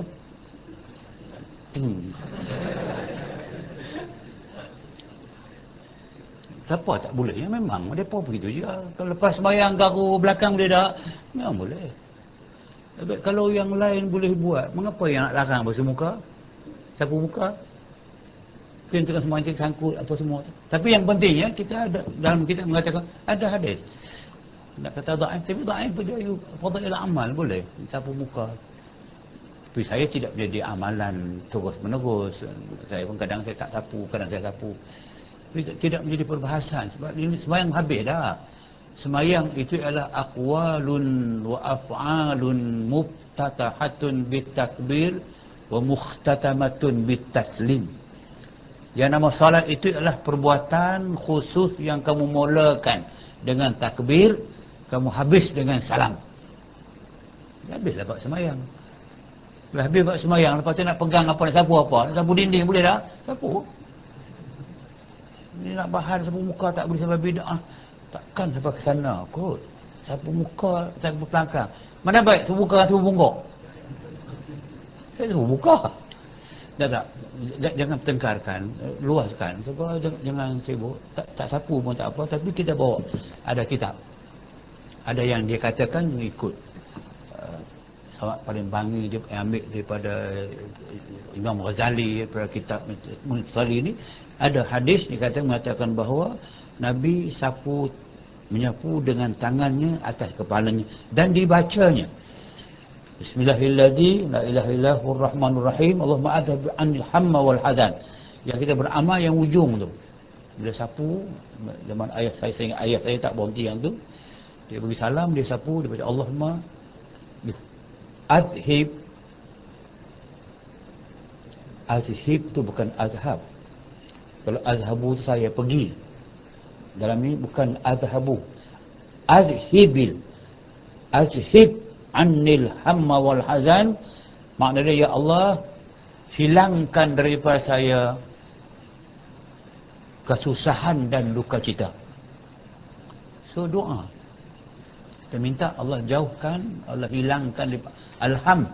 Ham ni keluh kesah lah.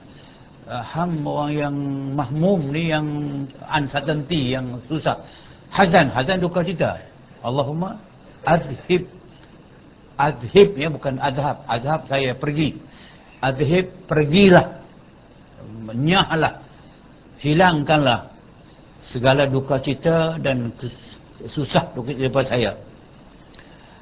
Kemudian membaca daripada sembahyang subuh dan maghrib. Ini kita tidak baca tadi itu. Memang la ilaha illa ya Allah wa la syarika lahul mulku wa lahul hamdu wa ala kulli syai'in qadir 10 kali. Sekali boleh, 2 boleh, 3 boleh, 4 boleh, sampai 10 kali boleh baca. 10 kali dibaca, kemudian daripadanya astagfirullahalazim, astagfirullahalazim. Tapi yang kita biasa buat, kita start dengan istighfar dulu. Tak apa dulu, kemudian tak ada masalah. Dulu kemudian ini bacaan-bacaan yang dipanggil wirid. Macam orang start dengan qul huwallah, start dengan qul falaq, qul binas, tak masalah.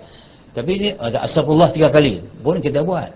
Yang tadi pun kita buat. Lepas tu Allahumma antas salam. Memang kita buat. Ini kita baca pun. Allahumma antas salam wa minkas salam.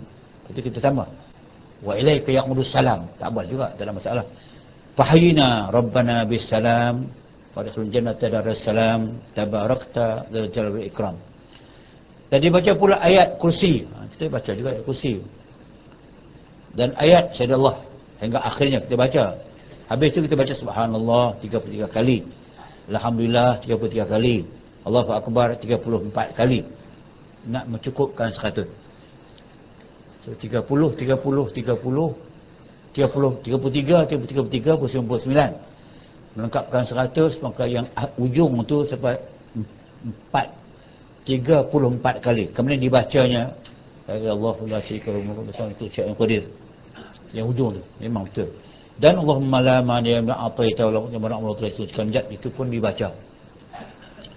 Kemudian dibacanya doa. Habis semuanya baru kita baca doa.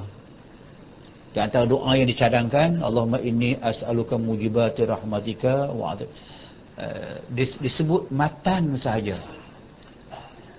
Disebut matan teks saja. Padahal bila sebut berdoa, dalam hadis yang lain Nabi sebut doa dimulakan dengan memuji Allah dan selawat atas Nabi baru berdoa.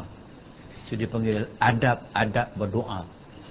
So macam ini disebut matan saja. Kalau kita nak berdoa, kita start dengan alhamdulillah bil alamin, hamdan yuwafi ni'amahu wa yukafi mazidah. Semua doa tu dan memuji Allah Taala. Lepas doa, selawat. Lepas selawat barulah baca Allahumma inni as'aluka mujibati rahmatik. Ini di antara doa sekurang-kurangnya kita ada bekal. Kalau boleh hafal yang ini, sekurang-kurangnya adalah doa dalam diri kita yang boleh kita baca selepas sembahyang. Jika nak baca, tak baca pun tak apa. Terutama bila kita sembahyang dengan anak-anak, dengan isteri di rumah dan sebagainya. Ini bekal di antaranya. Sampai kepada penamatnya dengan wassalamun alal mursalin walhamdulillahirabbil alamin.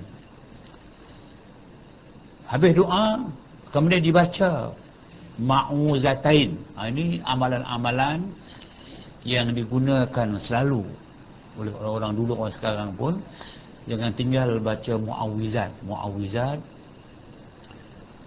ayat surah yang memohon perlindungan Allah daripada perkara-perkara yang tidak kita suka. Di antaranya, saya tidak suka gangguan syaitan, tak suka orang sihir kita, tak suka orang dengki kita dan sebagainya. Kesemuanya terkandung dalam Al-Mu'awwizat. Mu'awwizat ini adalah Qul huwallah, Qul huwal falaq, Qul bin nas. Dan hadis sahih Aisyah radhiyallahu anha, Aisyah pernah menyebut Nabi mengajarnya sebelum tidur malam baca 3 qul. Mu'awwizat, Qul huwallah sampai habis, Qul huwal falaq sampai habis, Qul bin nas sampai habis. Tiup di tangan, sapu tangan itu ke seluruh badan, sekadar yang tangan boleh sampai. Hadis sahih. Amalan Ahlul Bait, keluarga Nabi dan para sahabat. Susilah Mu'awwizat dibacakan kemudian daripada sembahyang subuh dan maghrib. Memang kita kesan begitu.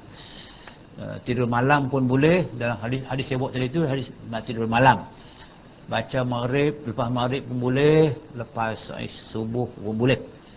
Dan baca lagi, raditu billahi rabba wa bil islami dina wa muhammadin nabiyya. Ayat ini saya duk guna dalam pengubatan bila kita berjumpa dengan kes-kes yang gangguan makhluk halus, sampai orang itu lupa dikuasai sepenuhnya oleh makhluk halus. Dan insya-Allah boleh kita selesaikan dalam 5-6 minit, 10 minit.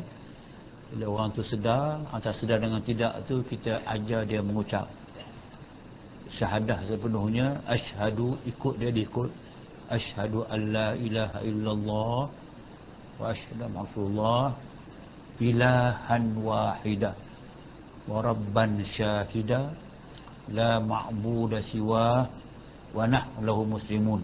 Raditu billahi rabban wa bil islami dinan wa bi muhammadin nabiyyan wa rasulah. Apa guna dia? Guna dia adalah yang mengganggu, selalunya yang mengganggu orang itu adalah makhluk, itu makhluk kafir.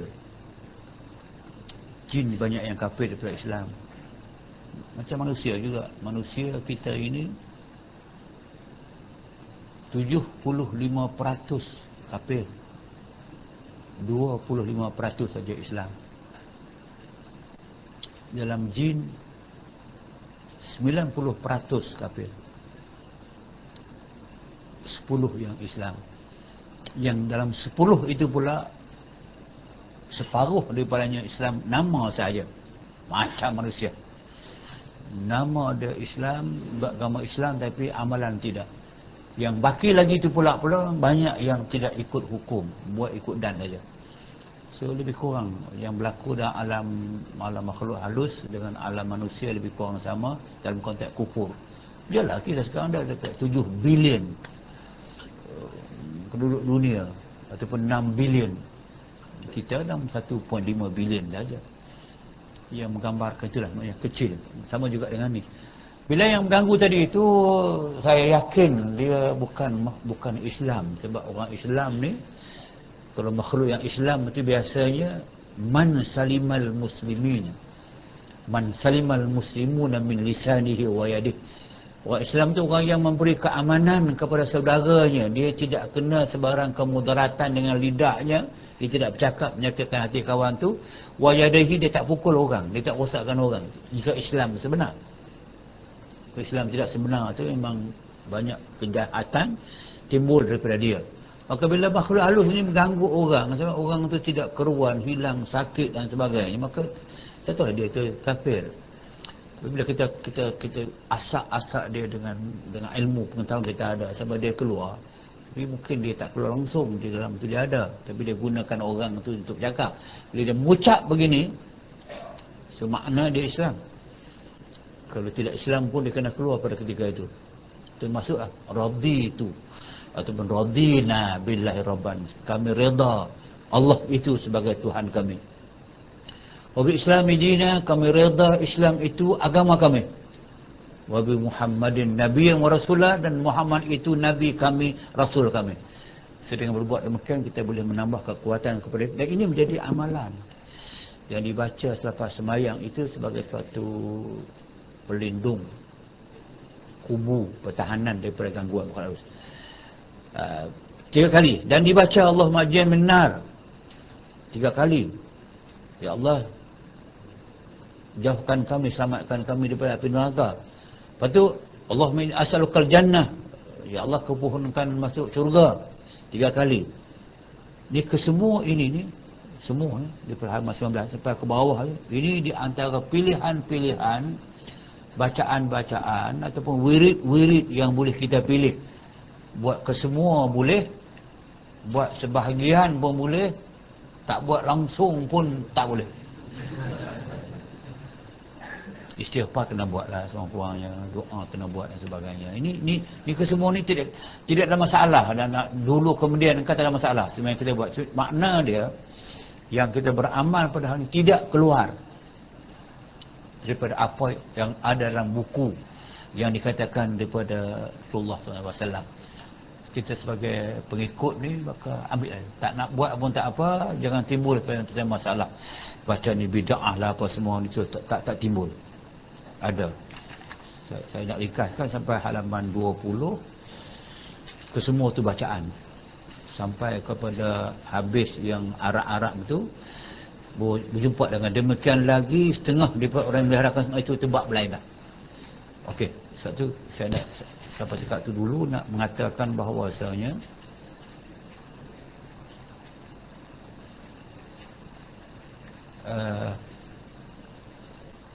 apa yang dilakukan oleh para fuqaha ulama yang duluan, ada yang mempunyai ilmu yang berbarakah yang dikekalkan orang mengamalkannya. Ada ilmu yang tidak berbarakah yang dia ada kitab, ada buku tapi orang tidak mengamalkannya. Satu yang saya nak sebut macam di antara ilmu yang berbarakah yang orang pakai dulu, zaman dulu, dia ada satu buku kitab macam ni juga, simple, dia panggil perukunan. Perukunan itu dia perkataan rukun. Rukun itu dia cakap tu rukun Islam, rukun iman, rukun semayang, rukun puasa. Akhirnya dikatakan perukunan. Kalau tanya saudara, tanya saya, siapa yang karang perukunan? Nama tidak menonjol. Kerana orang tu tak buat nama. Yang penting ilmu dia sampai itu dia tulis dalam buku nama perukunan. Setiap kampung ada, setiap surau ada, setiap masjid ada, di mana orang pegang itulah. Orang mengajar itulah. Yang segala usolli Islam itulah. Bacaan kunut Islam itulah. Perukunan. Berapa lama tu buku tu bertahan, tak tahu siapa dia pengarang, orang cetak, orang jual. Banyak buku lain yang ada tapi orang tak ambil. Macam tahu buku ni. Banyak buku-buku baru yang ada, termasuk yang terjemah baru yang dalam Rumanas sebagainya. Tapi saya tengok ini bukan kerja kita dah. Kerja sesuatu yang baik itu yang Allah Ta'ala pelihara, dia ada keberkatan ilmu, itu dia bertambah ilmu dan orang tak jemu baca, orang suka. Saya lebih cekap baca yang jawi walaupun bawa bumi bom tu pun medata mati pun dia, medata mata pun dia, saya suka baca yang ni. Sebab saya pilih yang ni walaupun ada yang rumit lebih senang, tapi tak, kita punya setting tu senang. Okey, maknanya ada kaitan itu kaitan ilmu yang berbarakah itu dia memberi manfaat kepada orang lama masa. Walaupun waktu tahun satu. Yang kedua, ibadat ni kita buat ni memanglah kita tujukan khusus kepada Allah Subhanahu Wa Taala yang tak mau kita tambah.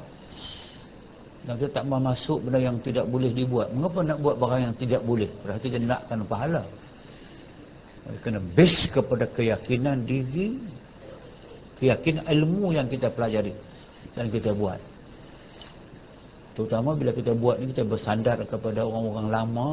Bukan orang lama tu betul ke semuanya, tapi ada sandaran.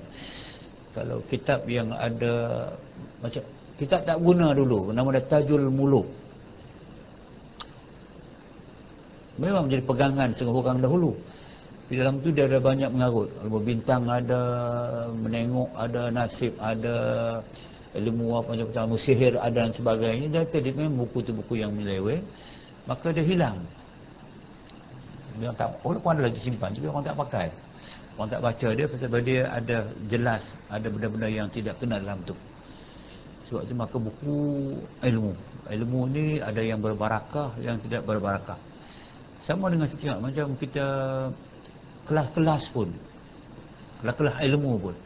Ada yang kita nampak ada yang berbarakah. Dia alhamdulillah bertambah, orang sonor, nak dengar sebagainya.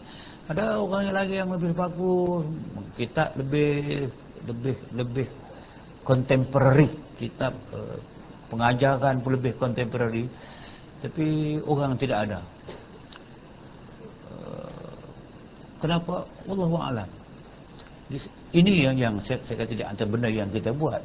Macam kita wirid yang kita buat itu diamalkan ni yang saya sebut tadi daripada awal. Diamalkan seluruh Nusantara. Walaupun di Indonesia ada sebahagian tak membuat. Tak apalah. Kita pun orang tak buat. Tapi on the overall, maka di Thailand semua ulama pondok semua buat. Di Cambodia, saya pergi Cambodia je. Di Cambodia semua dibuat. Maknanya begitu lama bertahan dalam suasana, dalam keadaan orang menekan tadi. Ini tak boleh buat, sabu muka tak boleh, bid'ah semua dengan tak ada. Sebab kita akan buat kita tambah. Ada sandaran yang kita buat kerana Allah. Dan dia tidak merosakkan sebarang kerosakan kepada akidah baik dan kepada kehidupan baik. Sebab kaitan bid'ah itu dia kena orang yang cermat tu kena kait. Bukan semua tambahan. Kalau tidak ada hadis pun tambahan ke ulama buat ke, bukan semua tambahan mendatangkan keburukan kepada agama. Tu dia katakan la yatarattab ali ayy mafsadah ballahu maslahah. Kalau tambahan yang memang Nabi tidak buat, tapi memang ditambah betul, memang Nabi tak buat, malah Nabi melarang pun kadang-kadang, tapi belakang kena buat. Tapi ada maslahah. Orang kena mengaku dia memang kena buat. Itu yang saya sebut.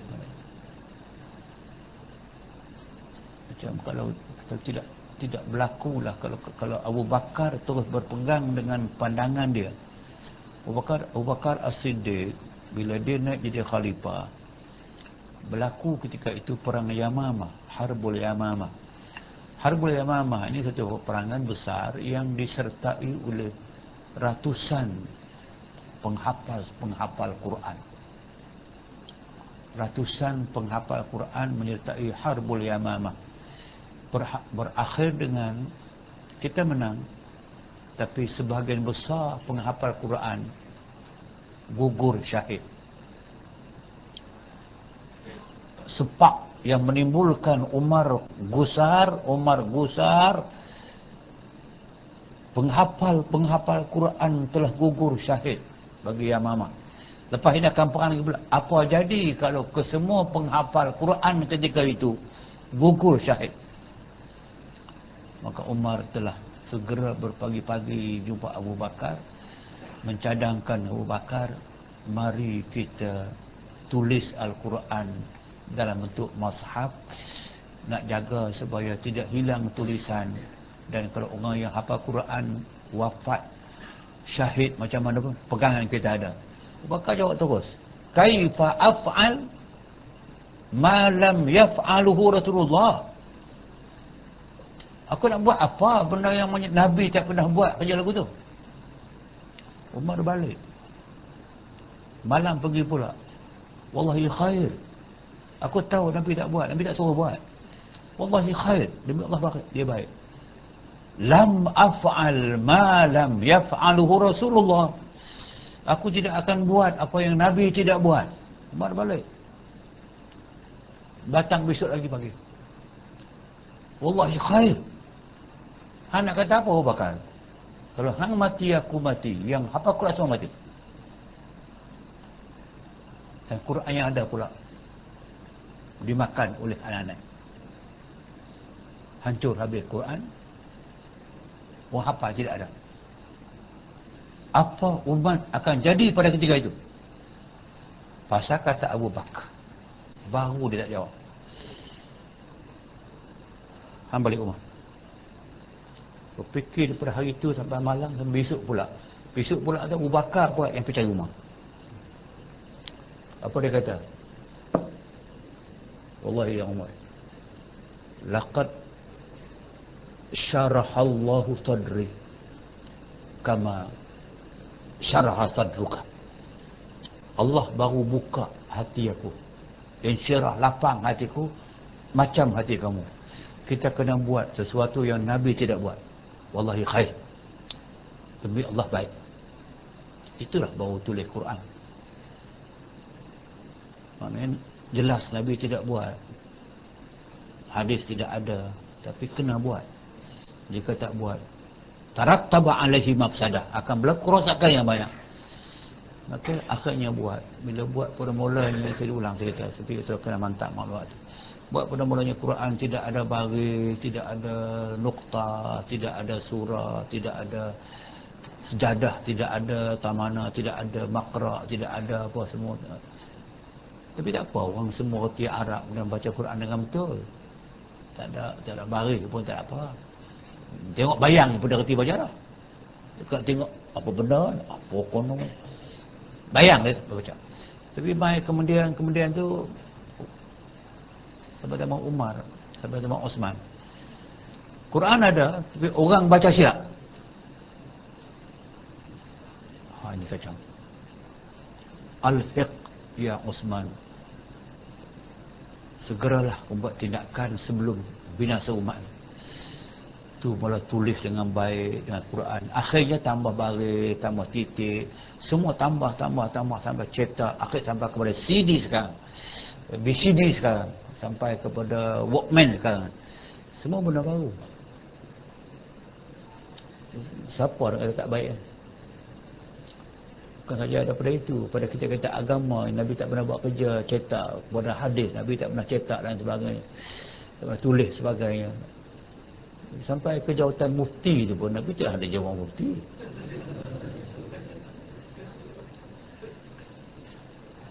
Pokok dia bid'ah dia buat mufti ya. Mana pernah Nabi antik mufti? Jawatan mufti mana ada? Mana baru? Tapi kena ada. Ada tu bukan kabut, tak ada lagi teruk.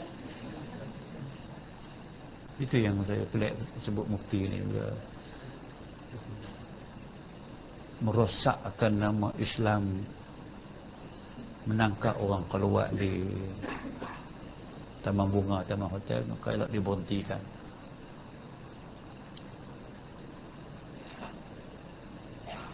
Dalam duk tangkap tu, dalam duk dakwah orang tu, duk pamerkan muka dalam tu khabar itu, adakah jenayah itu berkurangan? Jawapannya terus meningkat. Dalam masa orang takut, tak berani, malu dan sebagainya, orang tangkap juga, jenayah masih naik. Kalau anda hapuskan yang itu dengan tidak payah tangkap orang, apa akan jadi?